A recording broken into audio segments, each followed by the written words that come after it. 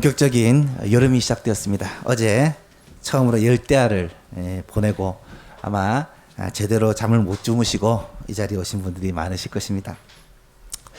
이 무더운 여름철에 우리가 교회에 대해서 계속해서 말씀을 나누고 있습니다. 영광스러운 교회라는 주제로 하나님의 말씀을 나누고 있는데요. 똑같은 말씀을 계속해서 반복하다 보니까 왜 자꾸 같은 말씀을 반복할까라고 생각하시는 분들이 계시는 것 같은데요. 같은 말씀을 반복하는 것이 여러 가지로 유익합니다. 우리 머리에 기억이 되어야 되고요. 또 가슴에 새겨져야 돼서 이 교회가 어떤 것이고 교회에 임하는 그리스도의 영광이 어떤 것인지를 우리가 확실히 붙잡고 있으면 이것이 평생의 우리 신앙의 자산이 됩니다. 교회에 대한 잘못된 시각으로 말미암아 신앙의 손해를 보는 경우가 너무나 많기 때문입니다. 교회는 주님의 교회입니다. 예수님께서 친히 교회를 세우셨습니다. 주님은 우리를 부르시고 하나님의 자녀 삼으시고 하나님의 백성 삼으셔서 이곳에 모아 이렇게 교회로 모이게 하셨습니다. 하나님의 부름을 받은 사람들의 모임이 교회다, 에클레시아다라는 거죠. 또한 주님은 지금도 교회에 임재해 계십니다. 불꽃 같은 눈으로 교회를 지키고 계시고 함께 하시고 보호하시고 동행하여 주십니다. 주님이 교회의 머리가 되어 주십니다. 이 말은 온 교회가 주님의 통치 아래에 있다는 말이고요. 주님이 친히 교회를 다스리신다는 말입니다. 또한 교회는 장차 주님 앞에 흠 없고 점 없이 주름 없이 거룩한 영광스러운 교회로 서게 될 것입니다. 요한계시록에서는 이것을 주님의 신부로 서게 될 것이다. 신랑 되신 주님을 맞이하게 될 것이다 라고 말씀합니다. 여러분, 교회는 이렇게 귀하고 아름답고 영광스러운 교회입니다. 우리가 이 세상 교회, 지역 교회들의 그런 어두운 면, 문제 있는 면만을 자꾸 보다 보니까 교회는 이상적인 것이 아니라 참 현실적인 것이다 라고 생각할 수 있지만 주님이 바라보시는 교회는요, 아름다운 그리스도의 신부로 영광스러운 교회로 보고 계신다라는 사실입니다. 여러분이 교회를 바라보실 때, 특별히 우리가 섬기는 우리 교회, 예소망 교회를 바라보실 때 이 교회에 대한 주님의 관점을 가지고 바라보는 놀라운 은혜가 있기를 간절히 바랍니다. 이번에 8월 달에 열리는 전교인 수련회는 제가 처음부터 그렇게 말씀드리고 기도하고 있지만 이런 교회에 대한 실습을 하는 시간이에요. 이론을 배웠으면 실습이 필요하잖아요. 그래서 교회가 정말 그리스도의 몸이요, 한 가족이요, 이 교회가 천국 공동체라는 것을 직접 맛보고 그렇게 누리는 시간이 이번 전교인 수련회가 되었으면 좋겠습니다. 그래서 어떻게 해서든지 이 수련회에 다 함께 참여해서 그곳에서 함께 하나님을 예배하고 찬양하고 함께 교제하며 우리가 그리스도 안에서 한 가족이라는 것을 체험하는 그런 귀하고 복된 시간이 되기를 간절히 바랍니다. 오늘은 요한계시록 말씀, 예수님께서 소아시아에 있는 7 교회들에게 보낸 편지 가운데 특별히 4대 교회에 보낸 편지에 대해서 함께 생각해 보고자 합니다. 4대 교회에 주님이 어떤 내용의 편지를 보내십니까? 첫 번째로 4대 교회에 편지하시는 주님은 자신을 7 영과 7 별을 가지신 이로 소개하고 있습니다. 교회마다 교회에 편지 보내시는 예수님의 모습을 묘사를 하는데 특별히 4대 교회에 편지를 보내는 주님은 7 영과 7 별을 가지신 분이다, 소유하신 분이다 라고 말씀합니다. 1절에 보니까 4대 교회의 사자에게 편지하라. 하나님의 7 영과 7 별을 가지신 이가 이르시되, 7 영이라고 하면 요한계시록 1장 4절 말씀에 하나님의 보좌 옆에서 시중을 거두는 천사들을 의미합니다. 하늘의 권세를 가진 영들이죠. 7 별은 1장 20절에 보면 7 촛대가 7 교회요. 7 별은 하나님께서 붙잡고 역사하시는 7 교회의 사자들이다 라고 소개를 합니다. 7 교회의 사자들은 지상에 있는 교회들에서 하나님의 뜻을 위해 섬기는 종들을 말합니다. 7 별과 7 영은 그러면 무엇을 의미할까? 이것은 하늘의 권세와 땅의 권세를 가지신 예수님을 묘사한다라고 말할 수 있습니다. 하늘의 보좌에 있는 영들도 주님의 소유요, 땅에서 사역하는 사자들도 주님의 소유라는 것입니다. 하늘과 땅의 모든 권세를 주님이 받으셔서 지금도 다스리시고 역사하고 계신다는 말이죠. 그 주님이 지금 사대 교회를 향해서 말씀하십니다. 어떤 말씀을 하십니까? 두 번째로 사대 교회는 주님으로부터 살았다 하는 이름은 있으나, 이름은 가졌으나 죽은 자라는 책망을 받습니다. 여러분, 앞에서 여러 교회들을 살펴보았지만 항상 먼저 칭찬을 하시고 그 다음에 책망을 합니다. 그런데 사대교회는 처음부터 책망을 합니다. 그것도 굉장히 무섭게 책망을 합니다. 1절 2절을 다시 보시면, 사대교회 사자에게 편지하라. 하나님의 7영과 7별을 가지신 이가 이르시되 내가 내 행위를 나누니 네가 살았다 하는 이름은 가졌으나 죽은 자로다. 너는 일깨어 그 남은 바 죽게 된 것을 굳건하게 하라. 내 하나님 앞에 내 행위의 온전한 것을 찾지 못하였노니. 여러분, 이 말씀을 잘 보시면 굉장히 무서운 책망입니다. 한마디로 얘기하면 사대 교회가 죽었다는 것입니다. 영적으로 죽었다는 것입니다. 살았다 하는 이름은 가졌으나 사실은 죽었다는 거죠. 겉으로는 살아있는 것처럼 보이지만 실제로는 생명력이 없다는 말입니다. 2절에 보니까 하나님의 일에 내 하나님 앞에 내 행위의 온전한 것을 찾지 못했다. 하나님이, 예수님이 잘 살펴보니까 이 사대교회의 행위에 온전한 것이 없다라는 거예요. 얼마나 무서운 책망입니까? 여러분, 그런데 이 말씀은 사대교회에만 주신 말씀이 아니라 오늘 우리에게, 현대 있는 교회들에게 주시는 음성이다라는 사실을 알고 들어야 되죠. 어쩌면 현대 한국 교회를 향해 경종을 울리는 하나님의 음성이 아닐까. 무슨 말입니까? 교회가 죽을 수 있다는 거예요. 여러분, 교회가 죽은 교회가 될 수 있다는 것입니다. 교회에 생명력이 없는 유명무실한 교회가 될 수 있다는 겁니다. 어쩌면 그런 교회들이 생각보다 많을 수 있다는 거예요. 사대교회가 왜 이렇게 죽은 교회가 됐을까? 사대교회를 좀 이해하기 위해서는 배경을 조금 살펴볼 필요가 있는데요. 이 사대라는 도시가 어떤 도시냐면 굉장히 부유한 도시로 알려진 도시입니다. 이 사대라는 도시도 도아디라와 마찬가지로 내륙에 위치한 도시입니다. 주로 큰 도시는 해안가에 많이 그렇게 발전이 되어지고 내륙에 있는 도시는 크게 발전하기가 쉽지 않죠. 그런데 이 사대교회는 사대라는 이 도시는 일찍부터 발전했던 도시입니다. 왜냐하면 이 사대의 지리적인 이점이 있었기 때문입니다. 이 사대는 3면이 절벽으로 이루어져 있습니다. 한 면만이 그렇게 완만한 경사로 이루어진 좀 높은 곳에 위치한 그러한 도시죠. 여러분, 이 말은 이 사대가 외부의 적으로부터 자신을 지킬 수 있는 천상의 요새다. 아주 천연적인 요새다라고 말할 수 있어요. 그래서 이 당시 도시들은 어떻게 하면 외부의 적들로부터 도시를 안전하게 지키는 것이 도시의 가장 이점이었기 때문에 이 도시로서는 최고의 이점을 가진 도시가 사대라는 도시입니다. 따라서 이 사대는 옛날부터 도시가 발전이 되었고, 특별히 라디아 왕국이라고 하는 왕국의 이 수도가 사대로 알려져 있습니다. 라디아는 크로이소스라는 왕 때 굉장히 많은 부를 축적하고 부자 나라로 그렇게 알려진 나라입니다. 이 사대를 연구했던, 또 이 라디아를 연구했던 많은 사람들이 입을 모아 말하기를, 사대는 처음에는 굉장히 부흥했고 번영했고 영광을 누렸는데 그 뒤로 이 라디아 왕국이 멸망하고 난 후로는 점점 힘을 잃어가서 나중에는 말 그대로 유명무실한 도시가 되어버렸다라고 이야기를 합니다.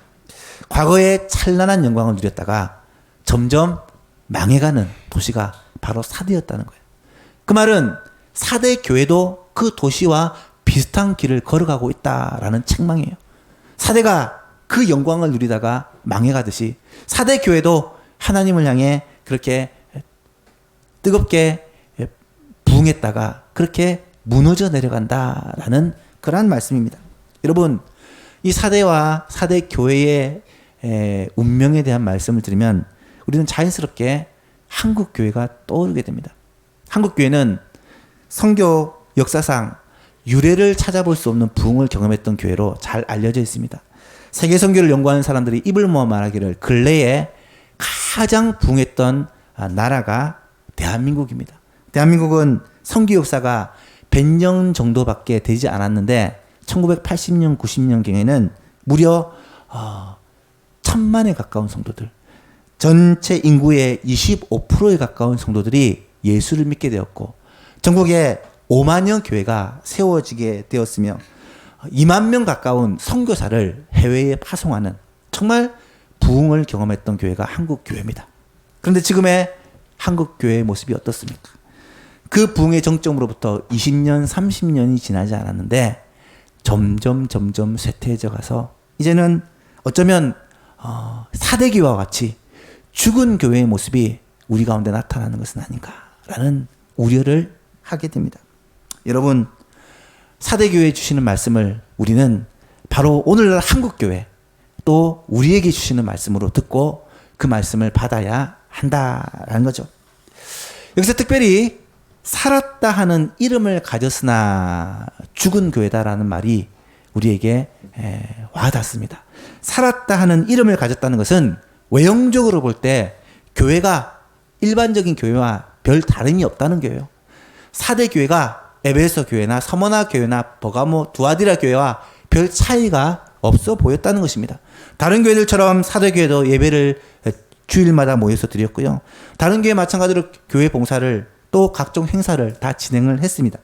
다른 교회처럼 선교도 하고 구제도 하고 그리고 교육도 하는 그런 일반적인 교회였다는 거예요. 그런데 그 사대 교회가 겉으로는 정상적인 교회지만 내면적으로는 죽은 교회다.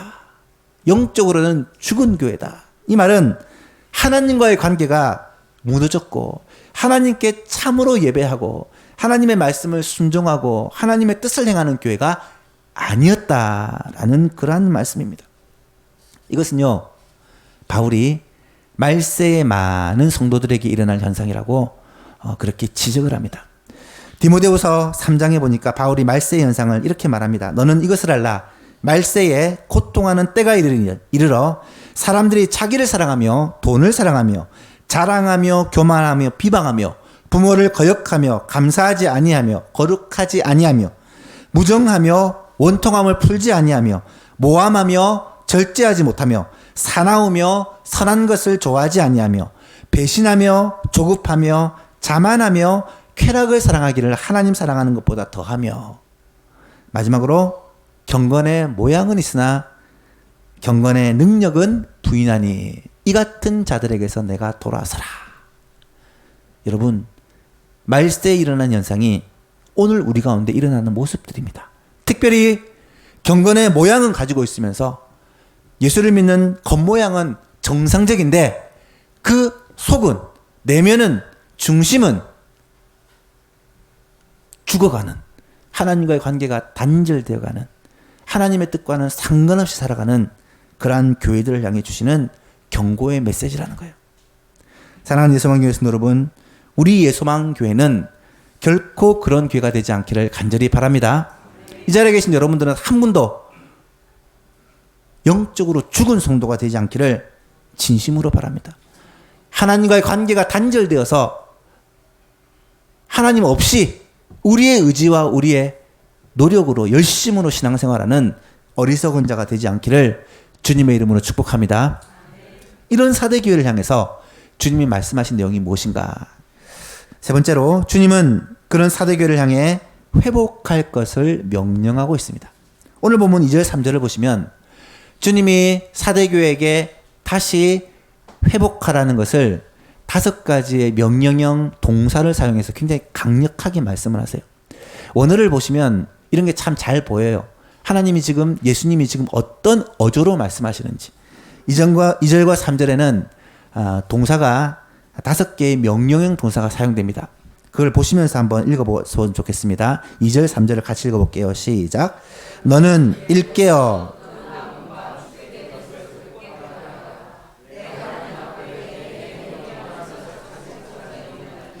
그러므로 내가 어떻게 받았으며 어떻게 들었는지 생각하고 지켜 회개하라.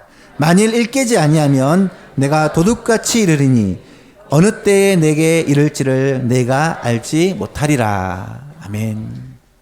두 절에 걸쳐서 명령형 동사가 5개가 사용됩니다. 잘 보시면 너는 일깨어 깨어라 라는 동사가 나오고요, 굳건하게 하라 라는 동사가 나옵니다. 3절에 보니까 가운데 생각하고 지켜 회개하라, 생각하라는 동사와 지키라는 동사와 회개하라는 동사가 연거푸 그렇게 나타납니다. 먼저 깨어라는 명령입니다. 깨라는 것입니다. 이 말은 잠자지 말라는 것입니다. 어떻게 잠잡니까? 세상에 빠져, 죄에 빠져 잠들어 있지 말라는 것입니다. 이 세상의 물결의 흐름에 빠져서 깊은 잠에 빠져 있지 말라는 것입니다. 일어나라는 말입니다. 정신을 차리라는 말입니다. 바울 사도가 자주 말하듯이 깨어 정신을 차리고 하나님을 믿으라, 신앙생활을 하라는 말씀입니다. 두 번째는 굳건하게 하라는 말씀입니다. 오늘 본문에 보니까 그 남은 바 죽게 된 것을 굳건하게 하라. 그 남은 바 죽게 된 것이란 말은 오늘을 보니까 모닥불이, 불이 꺼질락 말락한 상태를 말해요. 이제 불이 막 꺼져가는 거예요. 그 꺼져가는 불씨를 소중히 여기라, 다시 굳게 하라라는 말씀입니다. 무슨 말입니까? 우리에게 있는 믿음, 우리에게 있는 소망, 우리에게 있는 사랑, 주님을 향한 열정, 그 신앙을 꺼뜨리지 말라는 거예요. 그것을, 남은 것을 굳게 잡으라는 것입니다. 그리고 생각해 보라는 것입니다. 생각하라는 말은 무엇을 생각하라고 말씀합니까? 내가 어떻게 받았으며 어떻게 들었는지를 생각하라는 거예요. 어떻게 받았으며 어떻게 들었는지는 무엇을 말할까요?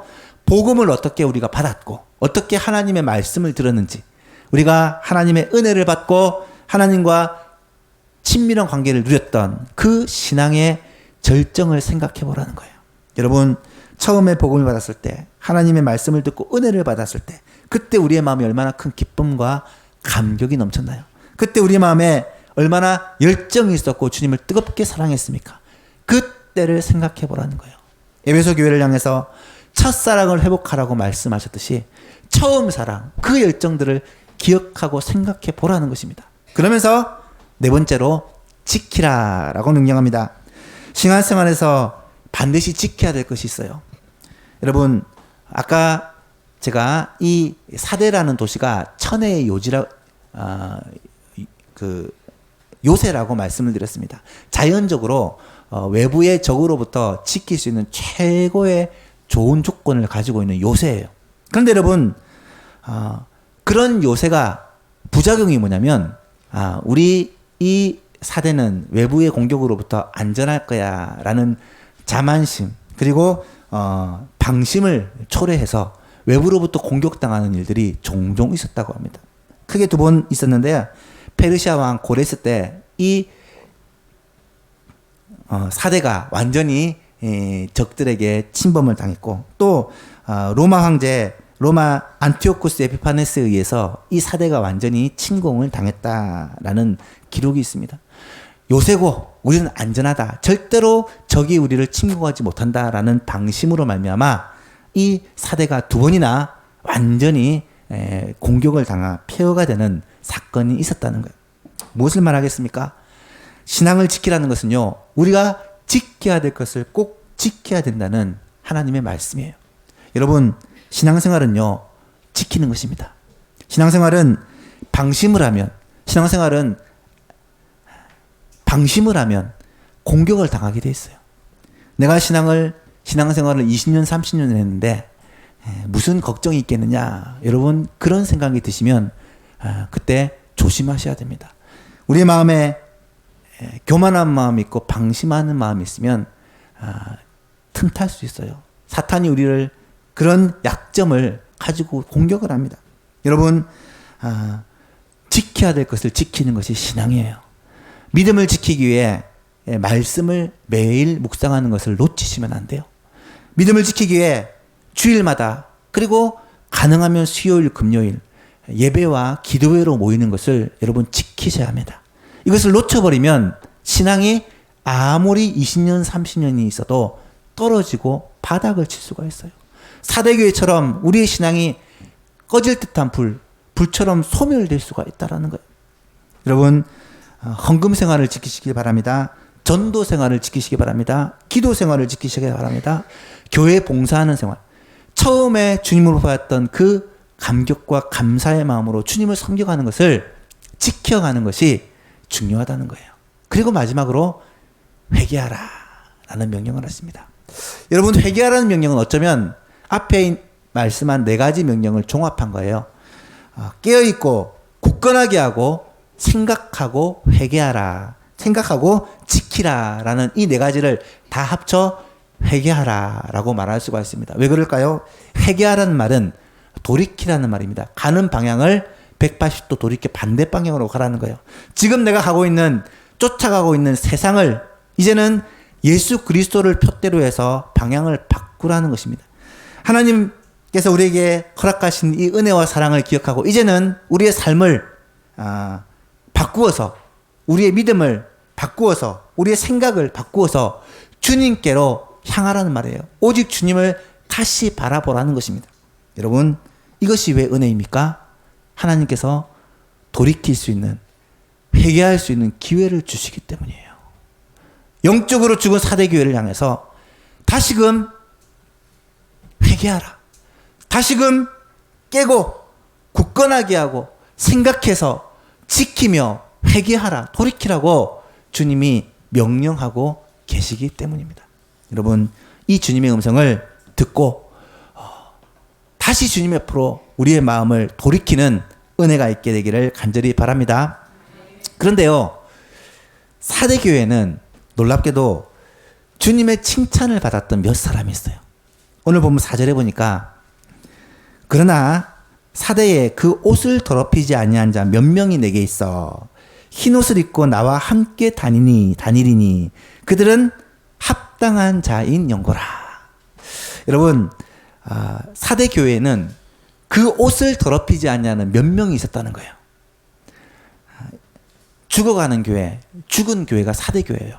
그런데 그 죽은 교회, 죽어가는 교회에도 하나님께서 붙들고 사용하시는 몇 명이 있었다는 사실입니다. 이것은 무엇을 말합니까? 여러분, 세상에서 죽은 교회, 세상의 교회들이 참 생명력을 잃어버렸다고 하지만 그럼에도 불구하고 그 가운데 남은 자들이 있다는 것은 하나님께서 하시는 하나님의 은혜라는 것입니다. 왜 그럴까요? 구약에서는요, 이 남은 자 사상이 굉장히 중요한 신학 사상이에요. 구약 성경을 읽다 보면 이스라엘 백성들이 하나님을 거역하고 불순종하고 타락하고 우상 숭배를 하죠. 그런데 하나님은 시대마다 바알에게 무릎 꿇지 않고 우상에게 절하지 않는 하나님의 사람들을 남겨두셨고 그들을 통하여 다시금 회복과 부흥의 역사를 일으켜 가신다는 거예요. 여러분, 어둠의 시대일수록, 혼돈의 시대요, 악한 시대일수록 믿음의 등불을 밝게 켜고 일어난 신앙의 사람들이 항상 있었다는 것을 우리는 교회 역사를 통해 알 수가 있습니다. 왜 그럴까요? 교회의 주인이 주님이시기 때문입니다. 교회가 아무리 타락하고 교회가 아무리 죽더라도 주님은 그 교회 가운데 하나님의 교회를 위해 하나님께서 붙들고 사용하시는 남은 자를 항상 남겨두셨다는 거예요. 주님이 오실 때 합당한 자는 어떤 자일까요? 오늘 본문에 보니까 그 옷을 더럽히지 아니한 자다 라고 말씀을 합니다. 그 옷을 더럽히지 아니했다는 말은 죄와 타협하지 않고 세상과 타협하지 않고 믿음의 정절을 지키고 하나님의 말씀을 따라 살아가는 성도를 말하는 것입니다. 여러분, 이것은 예배를 잘 드리고 교회 봉사를 열심히 하고 이런 단순한 내용과는 전혀 다릅니다. 교회에서는 참된 신자지만 교회를 떠나며 세상에 나가서는 세상과 다를 바 없는 그런 사람으로 살아가는 사람들이 너무나도 많은 이 시대에 교회에서 참된 신앙인일 뿐만 아니라 세상에서도 참된 신앙인인 진짜 성도가 있다라는 거예요. 그 사람들을 가리켜 오늘 본문에 그 옷을 더럽히지 않는 성도다라고 주님이 칭찬하신 거예요. 사랑하는 성도 여러분, 어떤 사람이 그럴 수 있겠습니까? 내가 내 삶의 주인이 아니라 주께서 내 삶의 주인 되셔서, 예수님이 내 삶의 주인 되셔서 내 안에서 역사하시고 나를 인도하시는 사람, 그 사람은 바로 오늘 본문에서 얘기하는 그 옷을 더럽히지 않는 참된 성도다라는 것입니다. 사랑하는 예수방교 성도 여러분, 우리들이 정말 주님 보실 때 그 옷을 더럽히지 않는 남은 자, 참된 성도가 될 수 있기를 주님의 이름으로 축복합니다. 많지는 않을 수 있어요. 하지만 참 신앙을 지켜가는 특공대, 진짜 성도가 있을 때에 하나님의 교회는 그 성도들을 통하여 하나님의 은혜와 복을 교회 가운데 일으키시며 회복의 은혜를 베풀어 주신다는 거예요. 세상이 다 그렇다고 해서 세상을 따라가지 않고 하나님의 말씀이 유일한 우리의 기준이어서 그 말씀을 따라가는 살아있는 성도. 여러분, 살아있는 물고기는 절대로 강물이 흐르는 대로 따라 흘러가지 않습니다.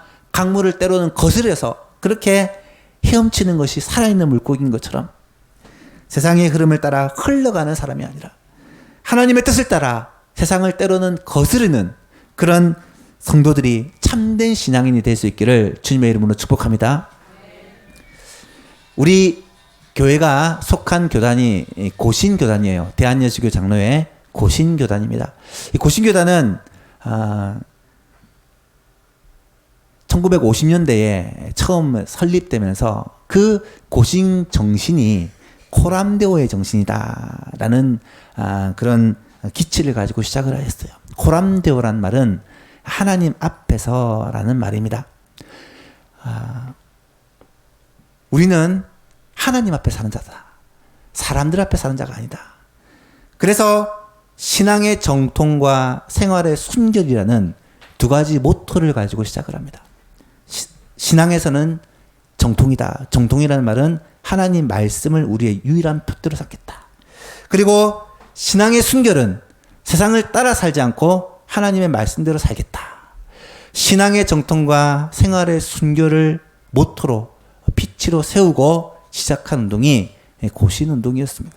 여러분, 우리는 이런 조상들의 선배들의 좋은 전통을 이어가는 그런 성도들이 되었으면 좋겠습니다. 마지막 때에 정말 세상과 섞여서 구별되지 않는 거룩을 상실한 시대에 우리 예소망교회 성도들은 코람데오의 정신으로 늘 하나님 앞에 살아서 신앙의 정통을 지켜가고 삶에서는 순결을 지켜가서 오늘 본문에 나타나는 그 옷을 더럽히지 않냐는 이 몇 사람과 같이 믿음을 지켜가는 그런 귀한 성도와 그런 귀한 교회가 될 수 있기를 주님의 이름으로 축복합니다.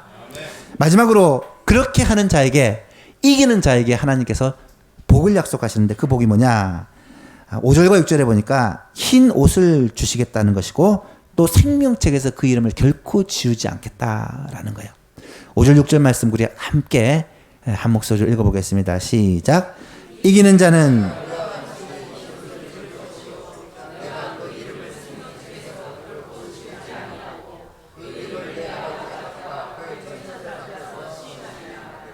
귀 있는 자는 성령이 교회들에게 하시는 말씀을 들을지어다.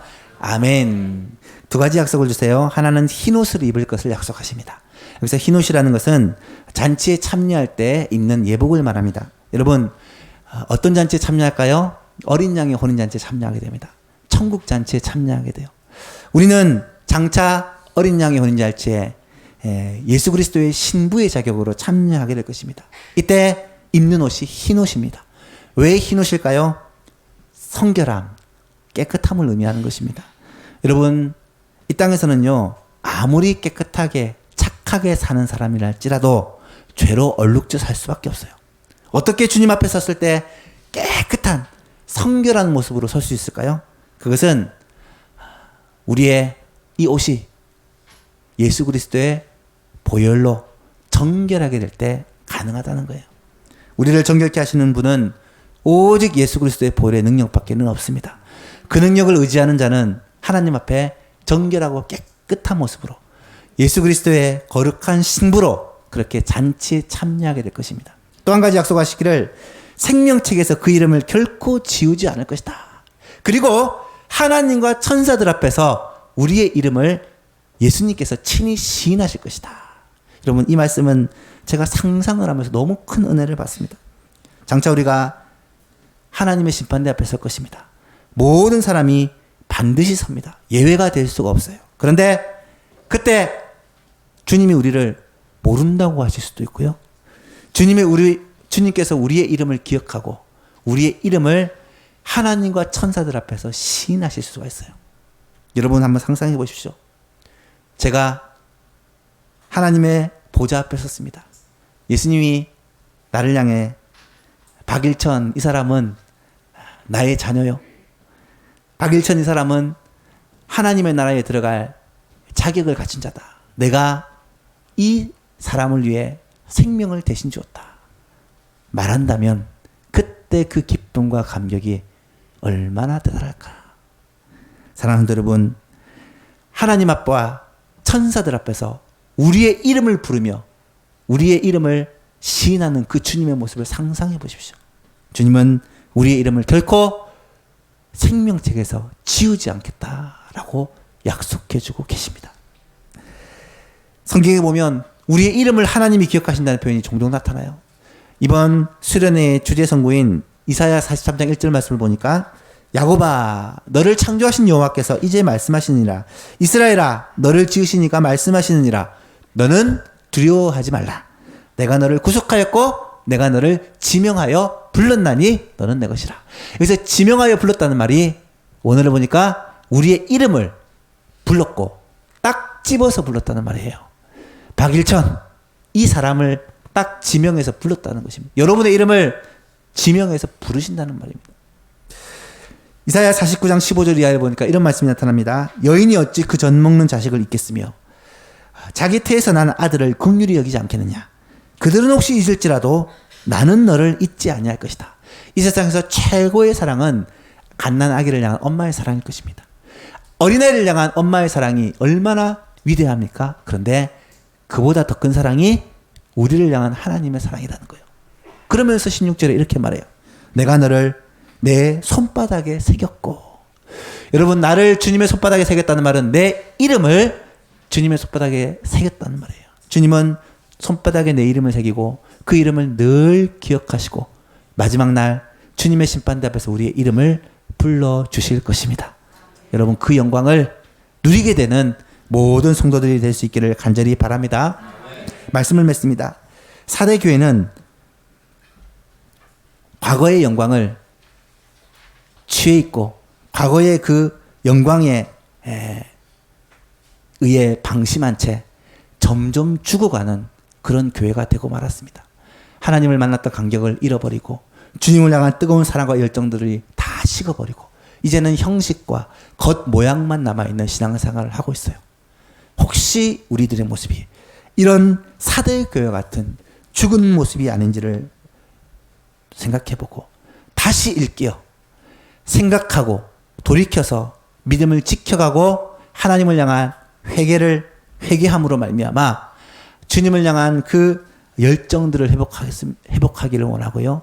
특별히 주님께서 우리에게 약속하신 그 흰옷을 입고 영원한 영광 가운데 주님의 인정과 시인을 받게 될 날을 바라보며 이 땅 가운데 정말 주님께서 붙잡고 사용하시는 하나님의 사람으로 코람데오의 정신과 신앙의 정통, 생활의 순결을 지켜가는 정말 참 그리스도인으로 살아가는 우리 애소망교회 모든 성도님들이 될 수 있기를 주님의 이름으로 축복합니다.